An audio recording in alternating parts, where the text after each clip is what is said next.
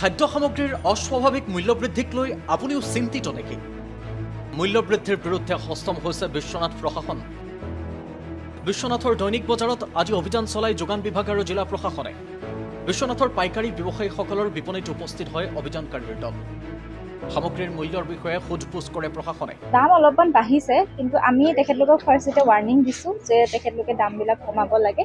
আৰু নেক্সট আমি যদি আকৌ আমি এই মনিটৰিং কমিটিতে টাস্ক ফ'ৰ্চটো আহিব আৰু সকলোবিলাক জেগাত যিমান আজি আমি এতিয়া ৰিটেইলত আহিছোঁ, পিছত আমি হ'লচেলতো চাব যাম। তাৰপিছতে যদি আমি দেখোঁ যে প্ৰাইচটো কমা নাই, তেতিয়া আমি আকৌ আমি তাৰপিছত একশ্যন লোৱা হ'ব।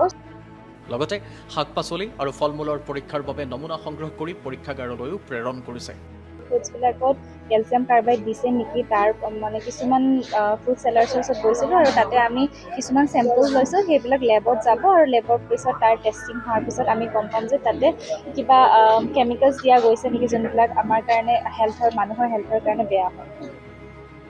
অভিযানকাৰী দলটোত বিশ্বনাথৰ সহকাৰী আয়ুক্তকে ধৰি যোগান, খাদ্য সুৰক্ষা আৰু কৃষি বিভাগৰ বিষয়াসকল উপস্থিত থাকে।